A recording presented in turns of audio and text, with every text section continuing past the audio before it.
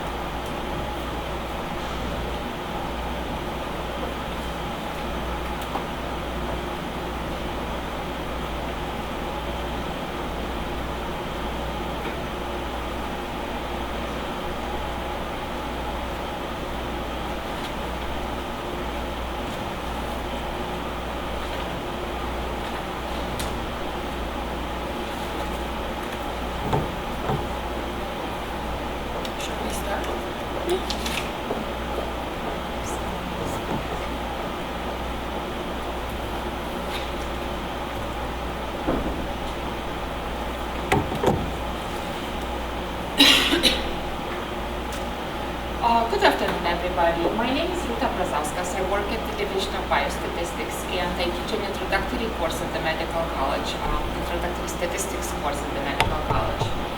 And one of the problems that I frequently hear from my students who enter the class, they say, oh, before we took the class or before we had any exposure to statistics, when we read medical articles or medical literature, we just skip through all the numbers and all the tables, and we read basically the abstract and then the discussion section, which is a good thing to do. It's better than nothing, but I think you shouldn't skip through the numbers and tables and graphs. And most of them are quite easy to comprehend and understand and draw conclusions based on that. It's not probably always easy to produce those numbers, but that's not the topic of today's lecture. So I want to just look at basic concepts that you may encounter reading medical literature and how to interpret them, how to draw conclusions based on that. So that will be the topic of discussion today. So these are all mandatory statements that we have to give, and that's how we get CME credit. And also, there are no financial interests or conflicts to disclose. Now, at the end, there are evaluation forms, and I ask you to fill out those even if you do not need CME credit, because that helps us, your feedback helps us to plan future lectures or make corrections to the existing ones when we present them on a different occasion. So that's the outline of my talk. First of all, we will just dissect a medical paper. What are the main parts of the paper and what they cover? The two biggest sections where you will see most statistics are the method section. That's where all the methods used, statistical methods used, are described and listed. And then a lot of results these days are presented in terms of numbers, curves, graphs, tables, and that's another statistics heavy section in the paper.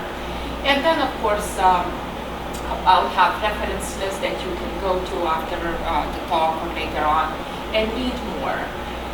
Um, I will focus mainly on reading the method section and results section because those are two sections heaviest with numbers and numerical information. So what are the main parts of the paper? And many of you know that it starts with the introduction. That's where people state the problems and describe their study. Then method section usually has three or four main parts. It starts with the study design, and we will look at the basic types of that, and data sources, where the data were coming from, how it was retrieved, how it was collected, and things like that. Study endpoints have to be very clearly defined because that's the objective, that reflects the objective of the paper. And then with study design and study endpoints in mind, one describes statistical analysis that was used to address those issues. After that, we will move on to results section. It starts with a description of the study population, and that's what we usually call table 1, patient characteristics table, or study cohort characteristics table. Then bivariate analysis. It's not a term which you would see in every paper. Sometimes it's not named that way, but I will talk about what it addresses and what we do in bivariate analysis. And then usually every paper concludes with more sophisticated methods used to analyze the data, and those are multivariable analyses. And there are a few basic kinds of that I will mention. And at the end, I will summarize at the end, all the study results get summarized in the discussion section, and I'll just briefly talk about that at the end of the talk. So when we start reading a paper, we start with an introduction. It gives us a background information of how we thought about the study, why it is important, why we would like to do it, and there are multiple reasons for that. Some studies are just reruns basically of some older published papers, but they need update because of advances in medicine or treatments and improving survival outcomes and other things. Then obviously everybody does a literature review, and that's where they look at similar papers published on a related topic and see what other people did and why this study is needed then to complement existing literature. And that flows into motivation for the study. If there are gaps or shortcomings in the literature, that's what usually motivates the current study which is being presented in the paper. At the end of that, usually you will see hypothesis stated.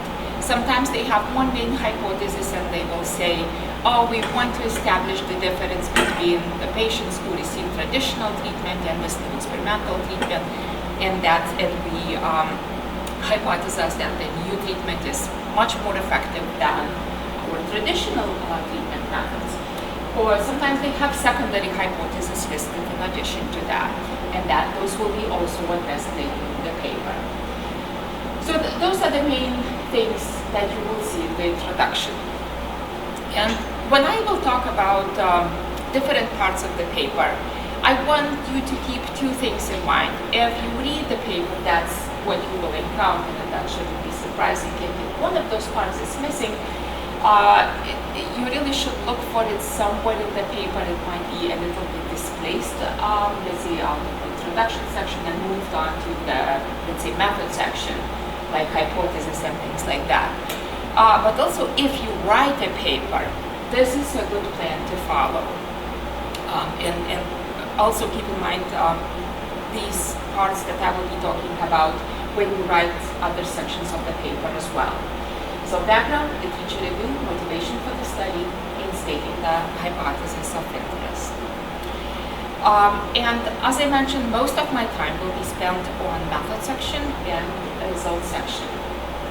So method section, you will see probably 3 most common study designs listed in there, and that's where the whole description of the study starts.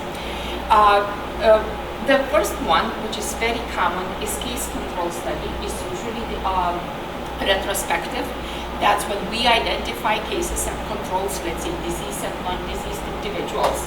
And then we look back in history to identify their exposure, let's say to asbestos or to coal, dust or other toxic substances, and not necessarily toxic substances. It's encountered in a variety of settings. So case control studies are common. They are commonly used to illustrate association. They are good studies for rare conditions because then you have cases and controls with condition, without condition, and it allows you to compare them. So they're smaller. That makes them more feasible in certain situations. There are problems with those studies as well. There are possibly call-outs, reporting errors because you're looking back in time. So you don't know what quality of the data you will see when you go back in the records. And they have a study that some things from the papers that will be cited in the stock are put verbatim, basically from the paper, and some are just quoted in this way. This is a study which is looking at the relationship between baldness and infarction in men. So the authors describe it as a hospital-based case control study, which was conducted in 2 states in Massachusetts and Rhode Island, and they identified cases as being those who have infarction, and controls men who are admitted to a hospital for a different reason.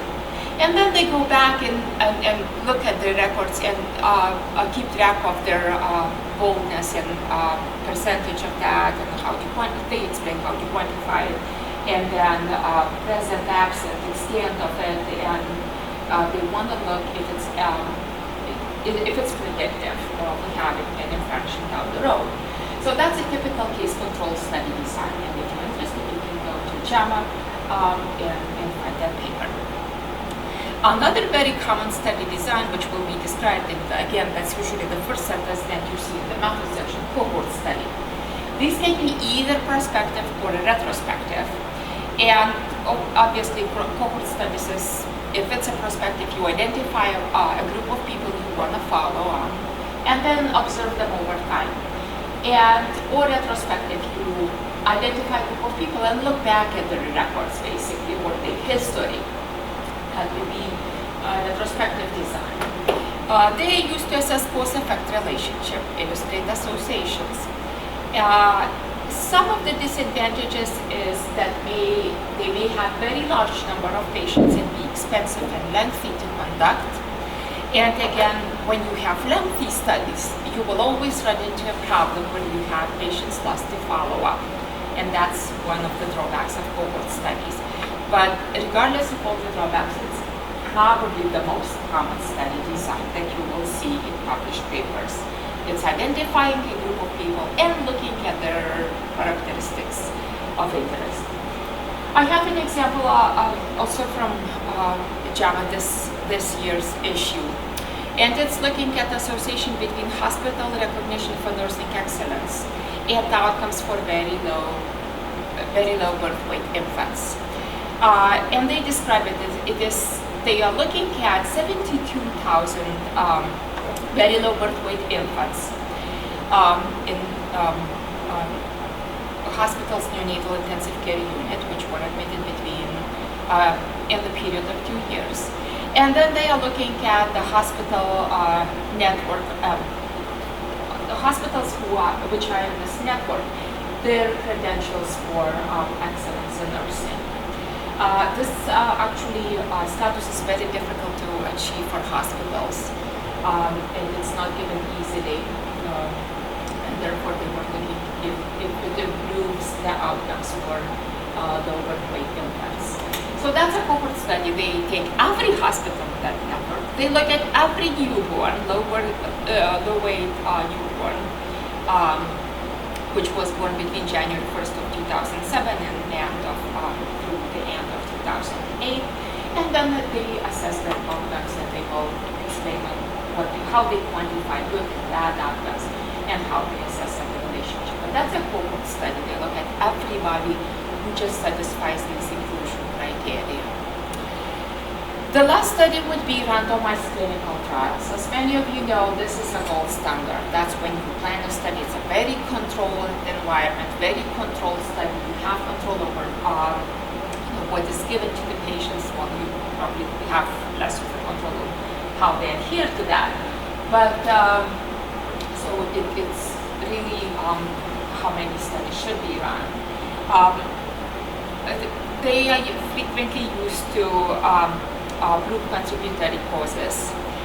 Some of them can have large number of individuals to show improvement or to show advantage of new things that are being tried or implemented. They can be very expensive and very lengthy. So for example, if you look at survival rates down the road after certain diagnosis or procedure, it may take years and years to see those outcomes. So they may be very lengthy. And again, as in all clinical trials where humans are involved, we will have problems with deviations from the protocol and people just dropping out of the study for a variety of reasons. Some of them die, some of them move out of the area, some of them decide just to discontinue taking the medication that they are supposed to take for research purposes and study purposes. So loss to follow-up will be a problem.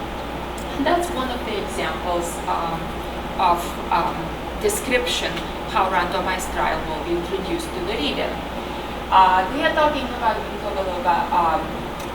usage for prevention of dementia, and they had a large randomized controlled clinical trial. And that's how they describe it. That's what you would see in the paper. Randomized, double-blind. Double-blind means nor the patient nor the physician knows which treatment are they on, what they are taking. Placebo-controlled clinical trial conducted at 5 academic medical centers, and they state the number of patients. These are older patients, and then they describe what they did to those patients. They randomized them into one of the treatment arms. They were assigned either to take placebo sugar pill or an active treatment or a supplement, and then follow up. They follow them up over time, every 6 months, and they know the incidence of dementia, or which people develop dementia. And they want to see if that rate will be any lower in treatment arm as compared to the placebo. Next, once the study design is described in the paper, they will move on to describe data sources and patients. Among data sources, in many papers will have a separate section which is called data sources and patient population, especially data sources. Now, these days you will see the following thing. Many data sets or papers will be based on data retrieved from registries and observational databases. Some of them are very large and they're rich in information, a very good source for data for doing research, and therefore people are fond of using it.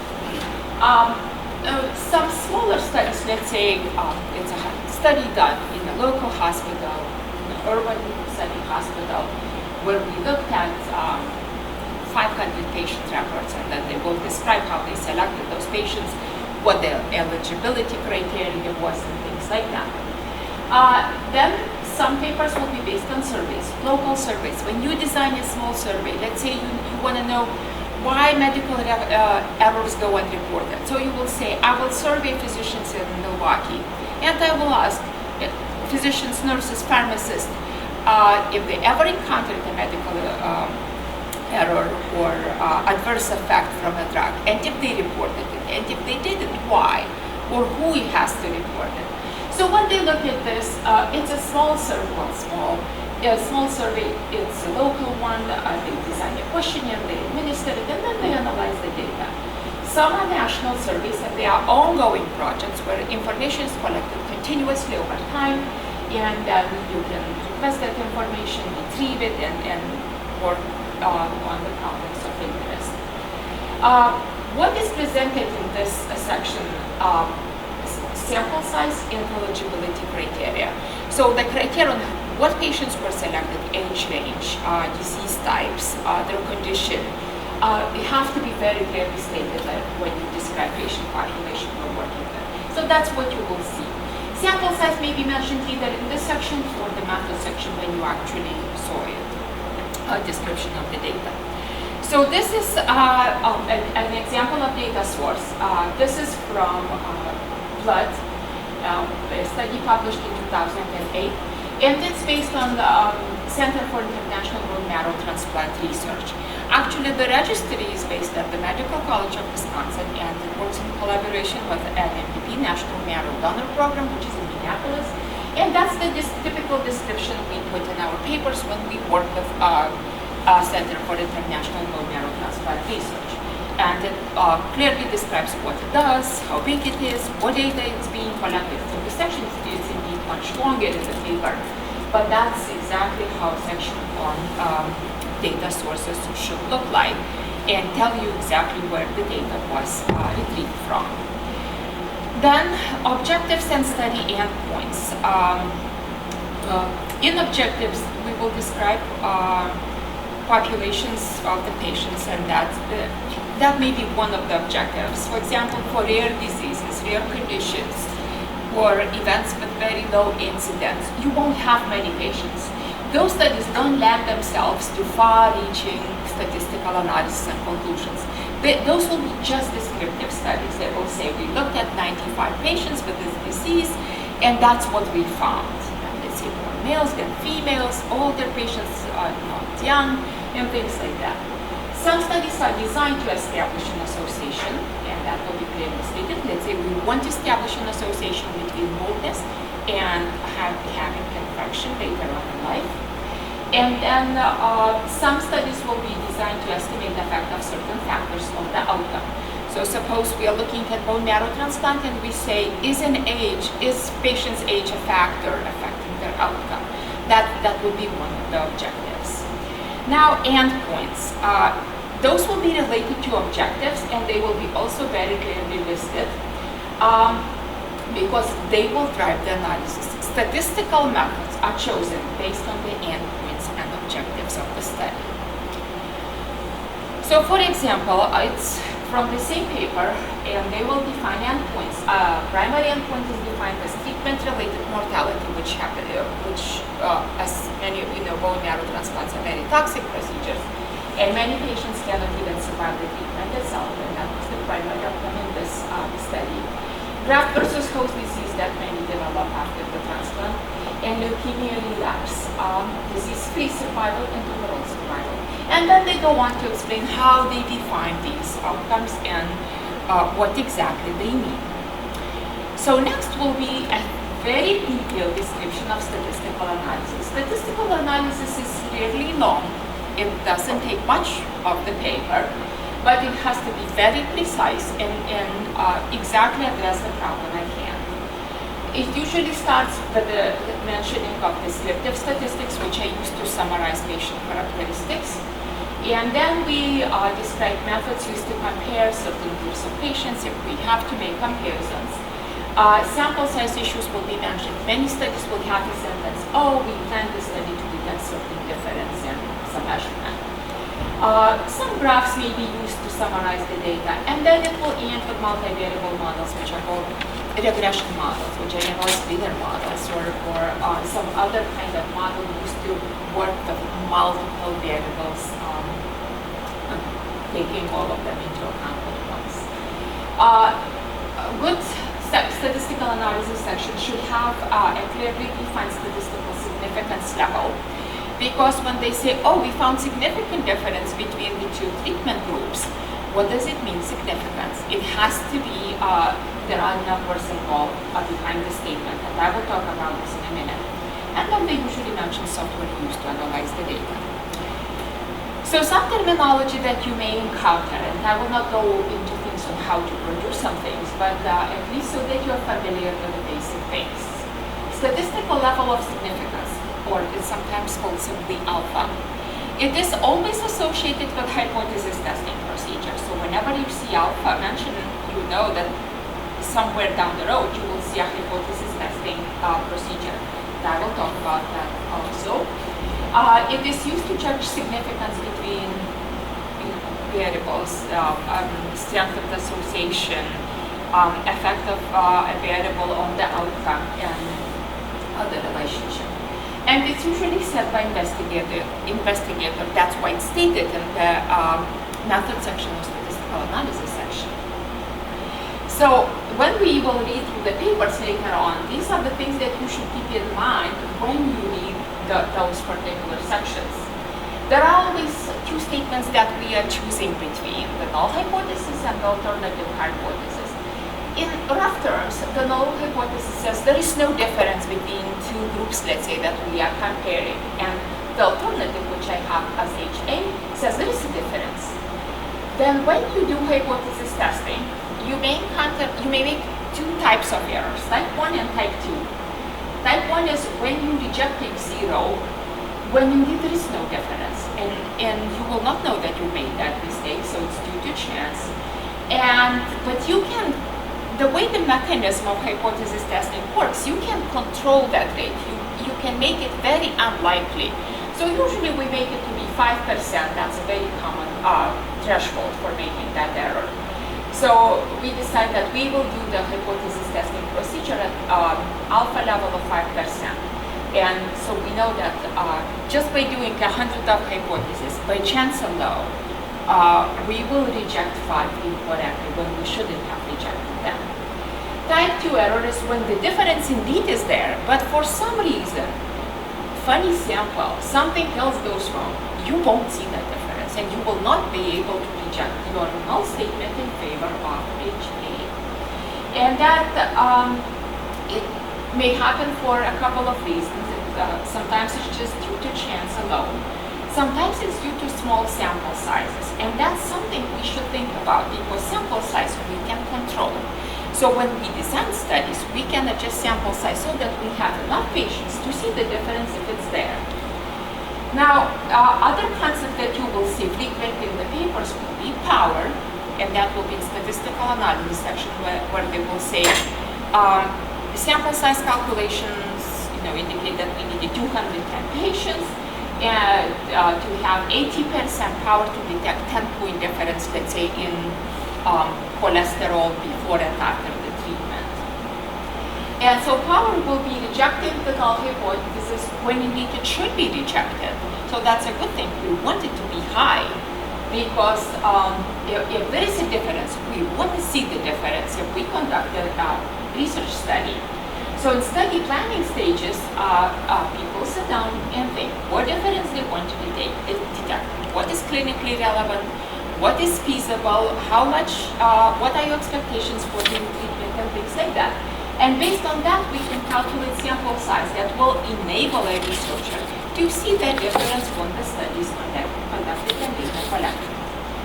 Then the p-value is always used to judge which is whether you should reject HCO. So that's why it's always presented in the paper. So I won't go into, again, details on how to calculate the p-value, but once it's done, usually the paper will present the p-value itself, and it's left up to the reader to decide whether they really believe that there is a significant difference between groups or they don't. And those are rough rules on what you can follow in deciding it. If you make your inference at alpha level of 5%, if its p-value presented is above 5% or above 0.05, you would say, no, there is no evidence that these two groups are different with respect to, let's say, average age. Then if it's smaller than 0.05, there is evidence of a difference, and if it gets very small, we have stronger evidence of a difference. Now, so hypothesis tests will provide you with the answer yes or no. When I tested, are these two groups of patients different? And if I see the p-value to be low, I will say yes, they are different. Their average age, let's say, is different. Now, but it doesn't tell me how different. How different can be quantified by using estimates. So, for example, we can calculate average systolic blood pressure in group 1 and group 2 when we look at the patients. We can quantify variability of the measurements. Suppose we want to estimate proportion of smokers in a certain population. That would be estimating a proportion. Risk of a disease or complication. That's all done by looking at the data and estimating that particular quantity of interest. However, point estimates will not provide you with a measurement of uncertainty, because if you had the chance to do that study all over again, probably you would end up with a slightly different estimate. If you did it for the third time, it would differ from the first two a little bit. So how much variability is behind your estimate? Well, that we quantify with confidence interval. So whenever you present an estimate, as you will see in the papers, along with the one number, which is point estimate, we present confidence intervals as well. And that's the exact interpretation of the confidence interval. We usually present 95% confidence intervals, and we are 95% sure that that interval which is presented will actually cover the true target value it was constructed for. Now, moving on to the results section. So first of all, we will start with describing the cohort. Without any elaborate analysis, we want to tell our readers how, what we saw when we collected all the information on the patients that we investigated, what we found, the initial description. So we will mention how many individuals we have in the study. Then we present means and standard deviations or medians and ranges for continuous variables. Count and percentages of categorical variables. So example of continuous variable would be age, cholesterol levels, systolic blood pressure, let's say white blood cell count, and other measurements like that. Categorical variables would be, for example, how many patients which are hypertensive, yes or no. So that would be proportion of hypertensive patients. Let's say gender, male, female. These are qualities attached to patients. So these are categorical variables. Sometimes even descriptive stage of the study will be split by group. It can be by primary variable of interest, and then we use statistical tests to compare the groups. These are some terms that you can see mentioned in the paper. So if we have comparisons of two groups, we can do a couple of things to compare them. So again, when you see terminology like this, keep in mind that it's used to compare one group to another, or more even than two groups. So it might be t-test, or Wilkinson-Ransom test. It compares independent groups. Analysis of variance is designed to compare, let's say, more than two groups. And let's say when we look at the average cholesterol level of a patient, of young patients, middle-aged patients, and older patients, and that will be comparing average cholesterol level between three groups. Now, in some cases, the measurements do not satisfy assumptions which are needed for the analysis of variance. We switch to Brzauskas test, and that's an equivalent really of a norm. So these are the tests that you may see mentioned for comparing groups. They're very common terms in describing statistical analysis section.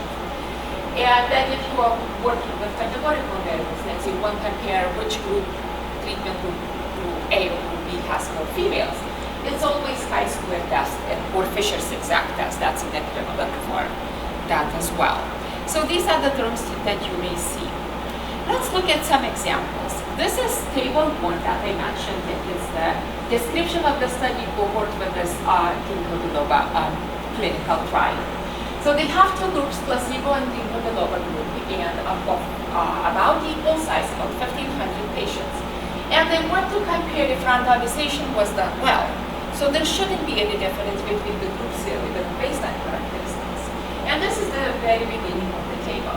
That's what they say, what they did. T-test for the continuous variables and chi-square test for the discrete variables for the groups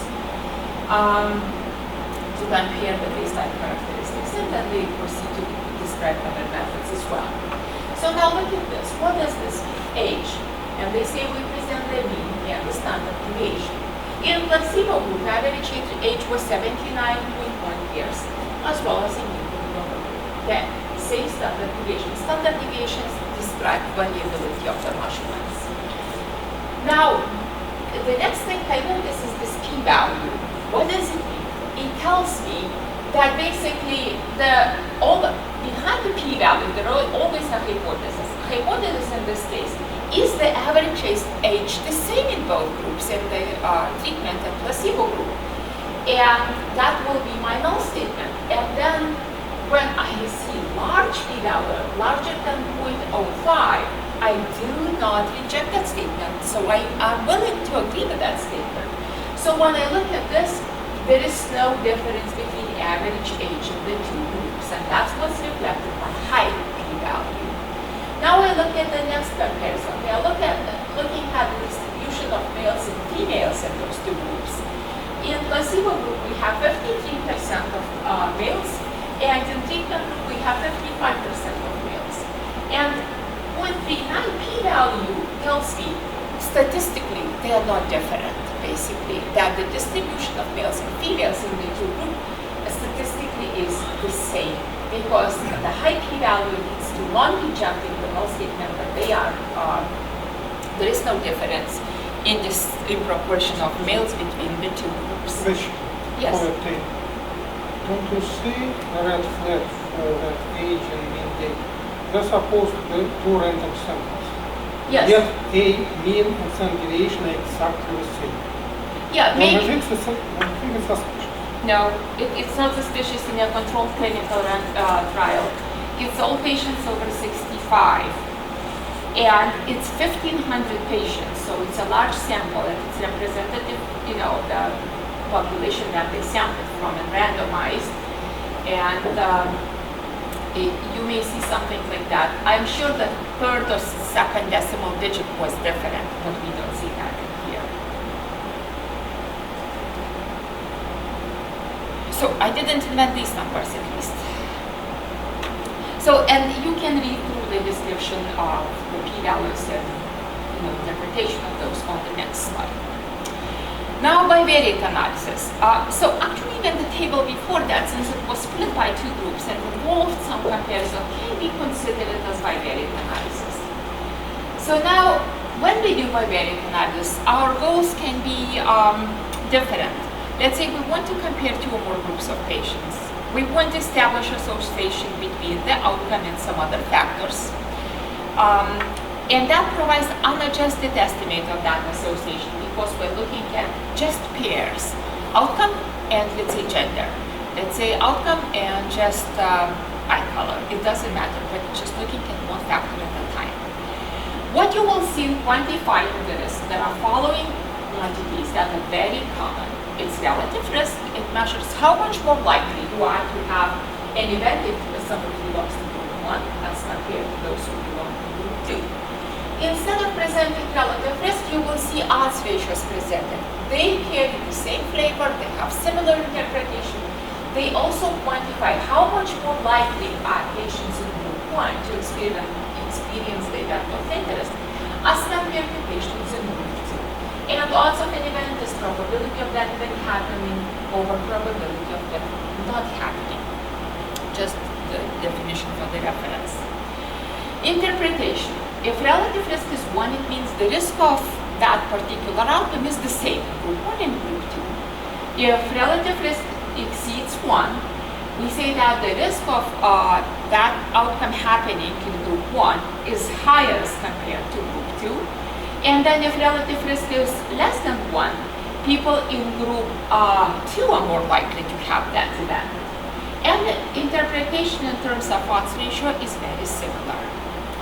So now, it's a typical table which is from bivariate analysis.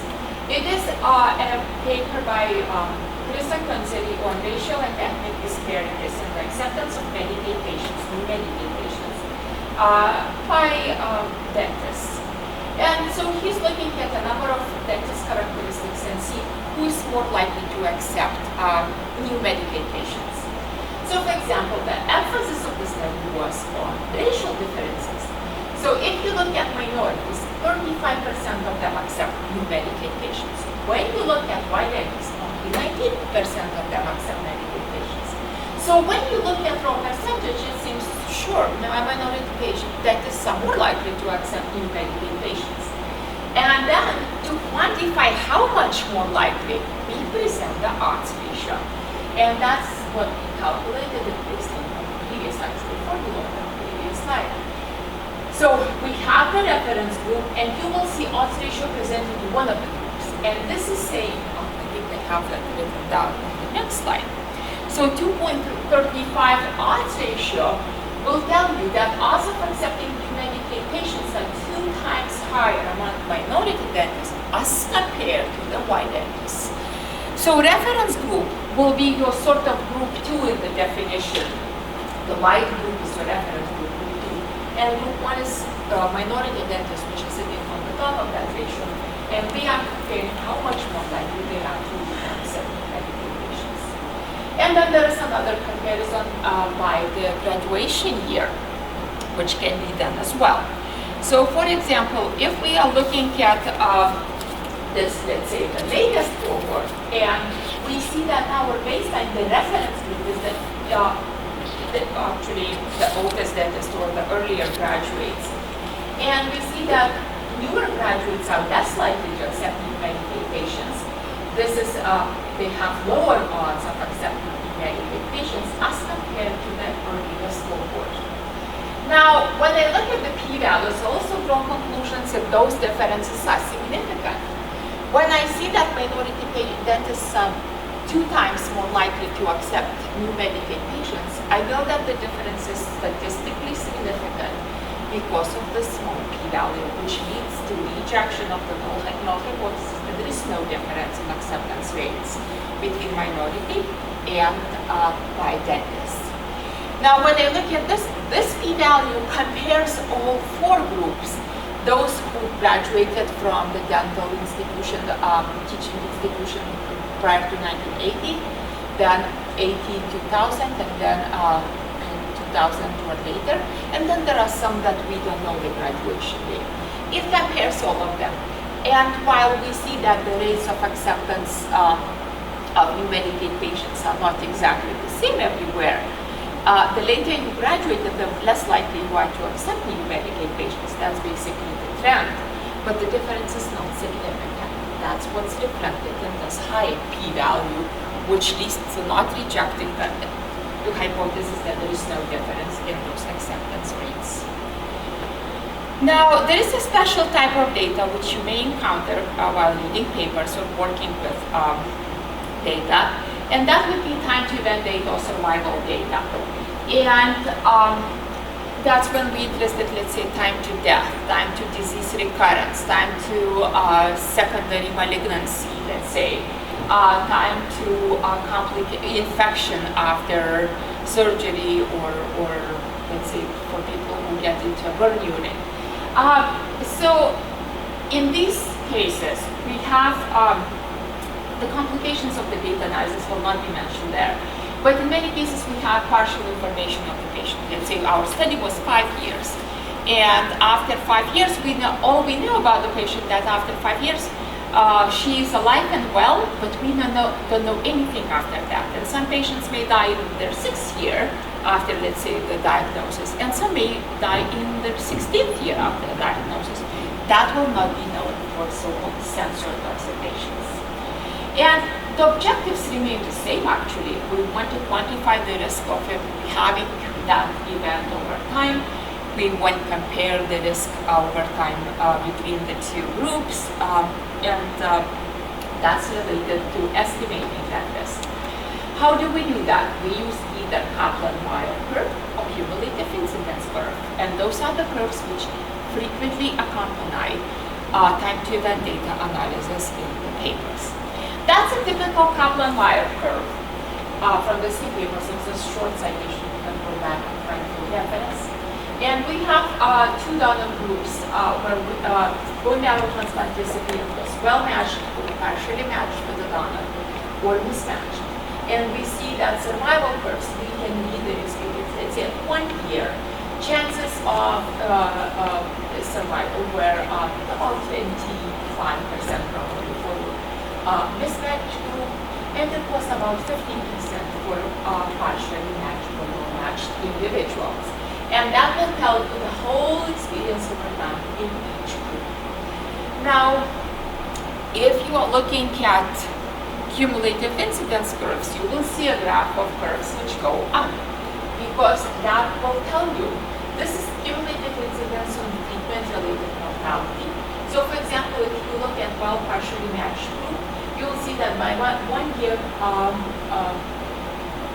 it's 25% chances of 25-30% chance of treatment-related mortality.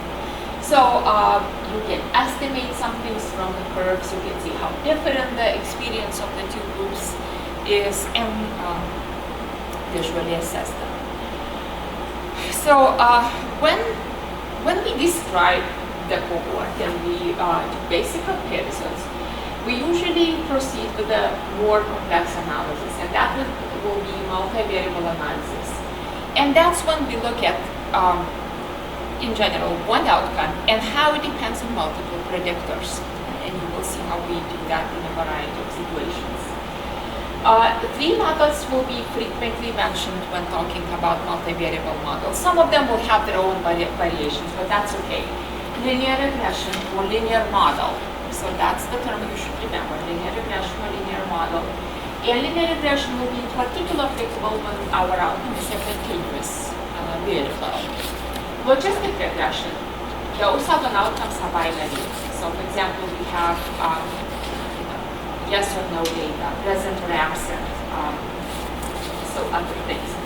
Logistic regression is not only capable of accommodating binary outcomes, yes, no, absent, present, but also more general. For example, they can model chances of having, let's say, no response to treatment, partial response, and let's say remission. Those are three categories that you want to evaluate, how each of them is likely. And then you can do logistic regression as well. It's something different, but that's essentially logistic regression model. And then when we deal with time to event data, and we are looking to, for estimating or comparing risk of experiencing certain event by 1, 2, 3, 5 years, we do this via Cox proportional hazards model. That's the most frequent tool employed in time to event data.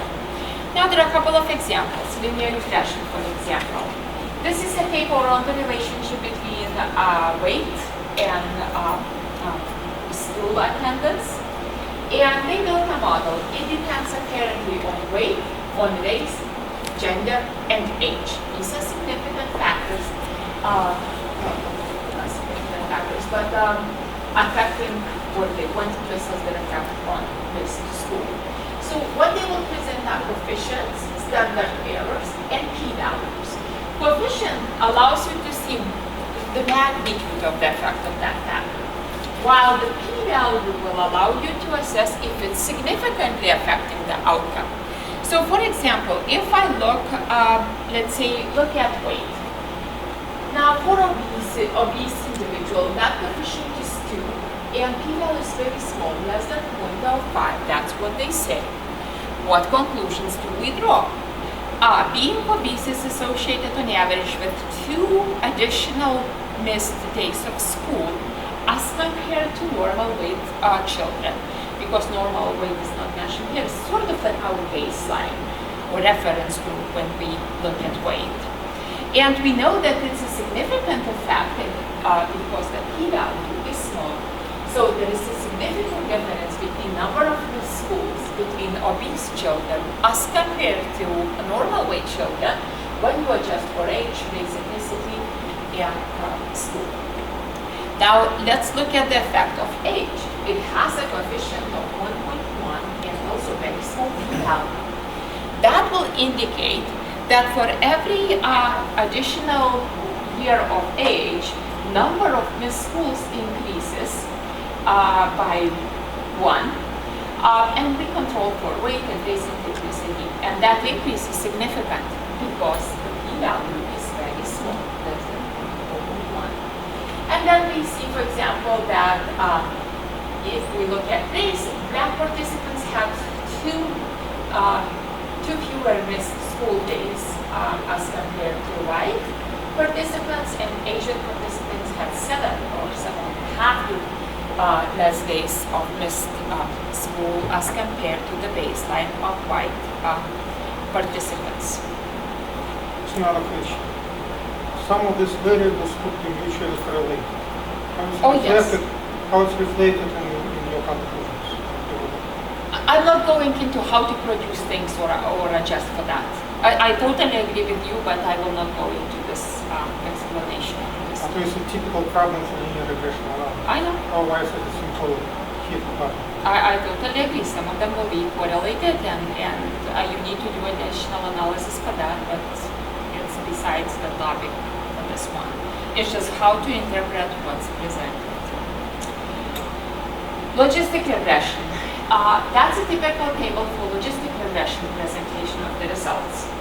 It's all presented in terms of odds ratio. So when we look and say, it's from the same paper, effective race on dentist race on acceptance of new medications.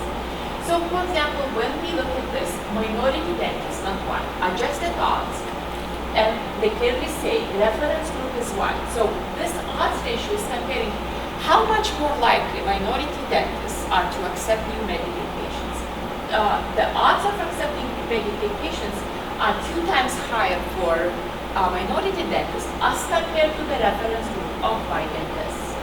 And that difference is significant, as pointed out by this small p-value. Now, let's say I'm looking at practice type. We have non-government private practices, then government-run practices, and for some of them it wasn't known which type of practice the physician filled out the form, survey form. So the reference time is non-government practices or private practice, and this is government institutions.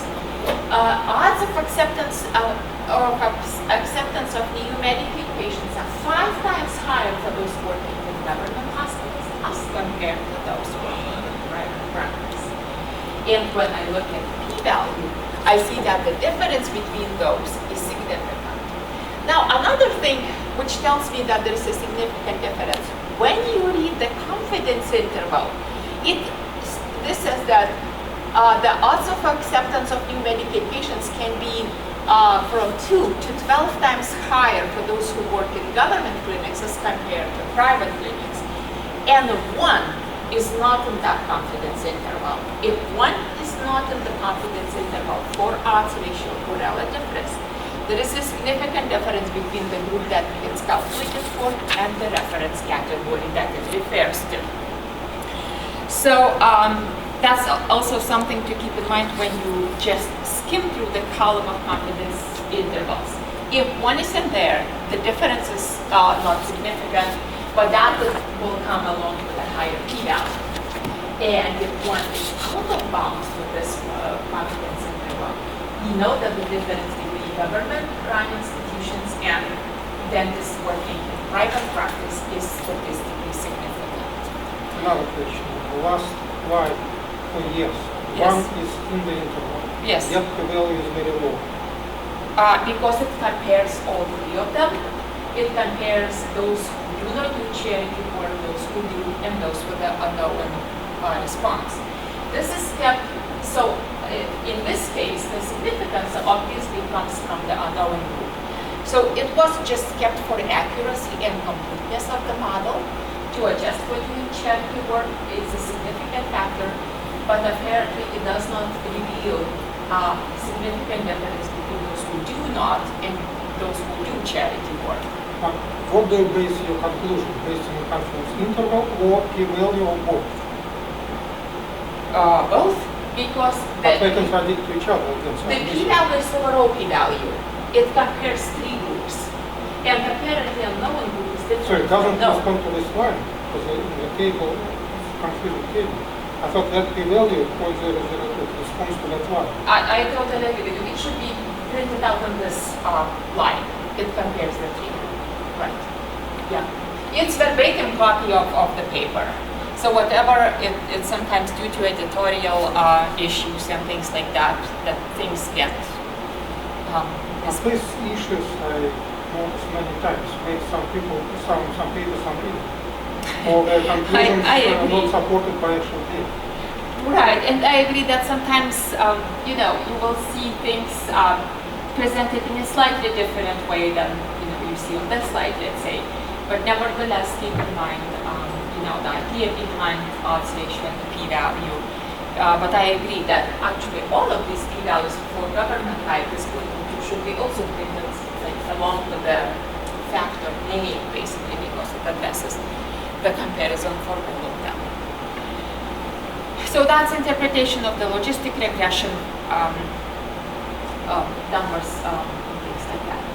Now for the Cox model. For the Cox model, the presentation will be very similar to what you see in logistic regression, the way the tables get arranged, except that it presents results in terms of relative risk, not odds ratio, because that's what it models. So for example, we are looking at, now this is multivariate analysis of survival. Now also be very careful when you read survival papers or table coming from a Cox model. Every title will have pretty much a model for overall survival. What it models indeed is death. So the title will say overall survival, but the outcome that they are looking at is death. So it quantifies the risk of death. So when you look at this one, let's say, white blood cell count at time of diagnosis, let's say low. So that's my reference group. If it can explicitly say reference group as before, or let's say have one in there. So it's like comparing it to itself. So odds ratio of 1 always marks the reference group. Then we have the high white blood cell count. And I look at the relative risk of death for these individuals. It's 1.7. So I know that at every point in time, they're almost 2 times more likely to die as compared to the reference group or those which have lower white blood cell count. So that's the interpretation. Is this difference significant? Yes, because the p-value for that comparison is 0.023. It's a low p-value, less than 0.05.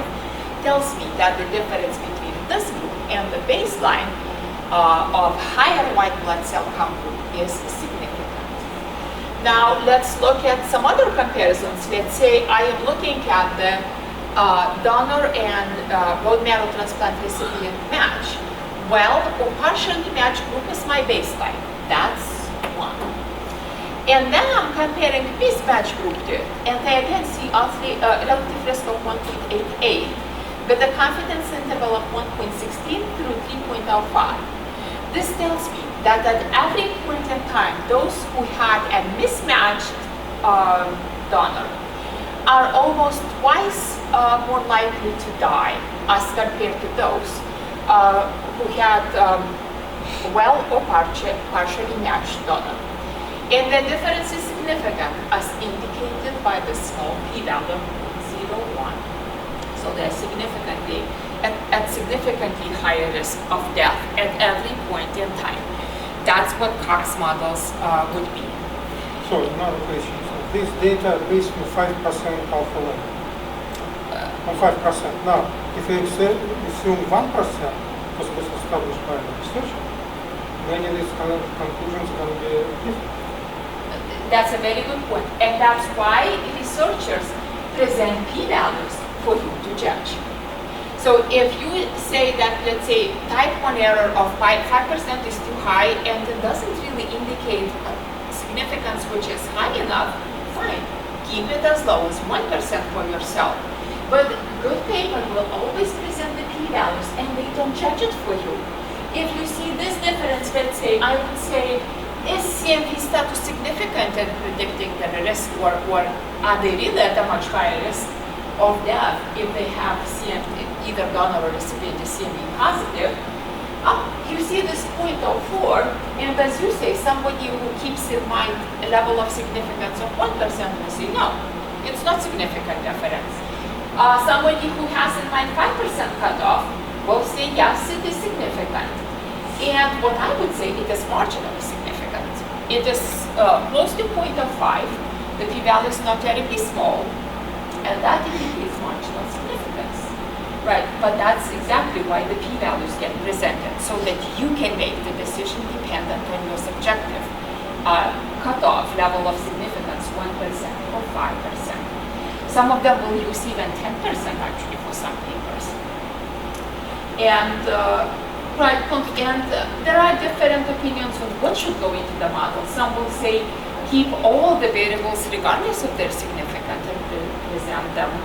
Some of them will say, for example, if you do a data analysis based on a national survey where you have 200,000 observations, everything will come out significant.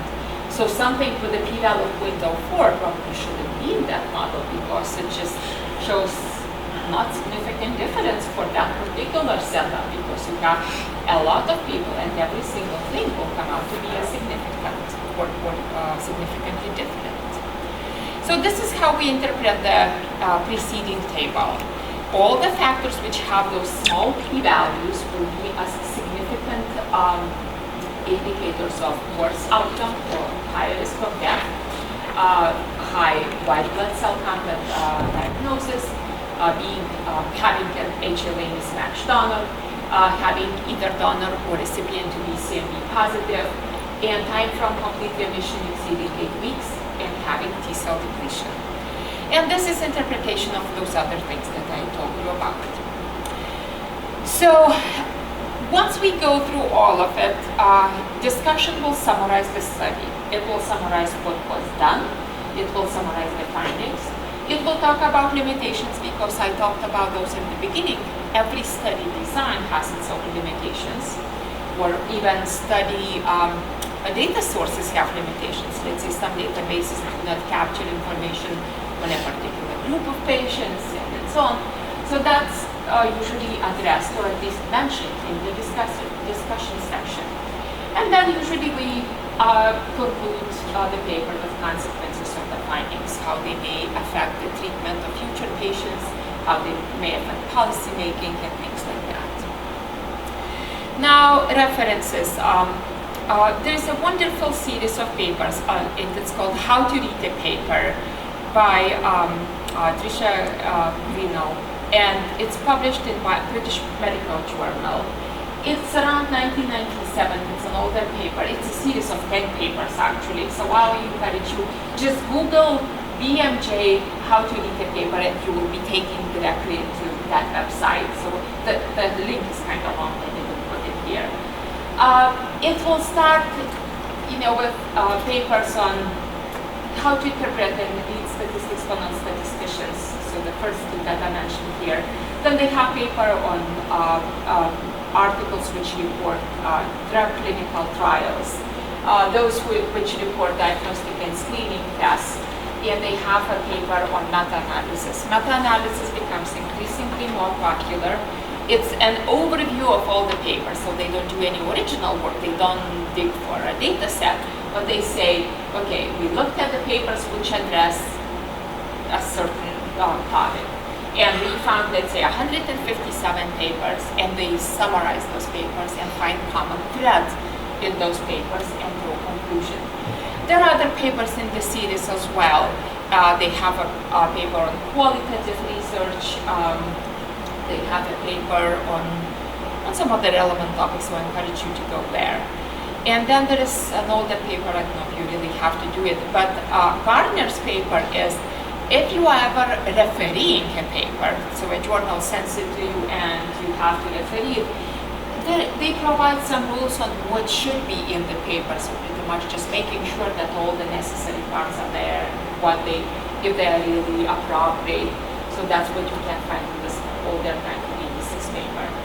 Now there is a book, User's Guide to the Medical Literature, and it evolved from a series of papers. So in the 1990s, there was a series of papers similar to what I mentioned before, published by MA, and then they were immensely popular. And after some time, these guys sat down and put it into a book. So that's another thing that you could read. And I will conclude my presentation, but again, you have a slide on that as well. This is information on our drop-in consulting services. So if you start thinking about the study, or maybe you have the data that needs to be analyzed, or you analyze it and you are not sure about how to interpret the results or write them up, or need somebody to walk you through that study, feel free to stop by any time. There's somebody at these times, somebody sitting there www.biostatistics.com, and it's free of charge. And there are other resources that are available at XW and the Biostatistics Consulting Service. I will take any questions you may have. I'll be happy to answer those, or otherwise, that's it.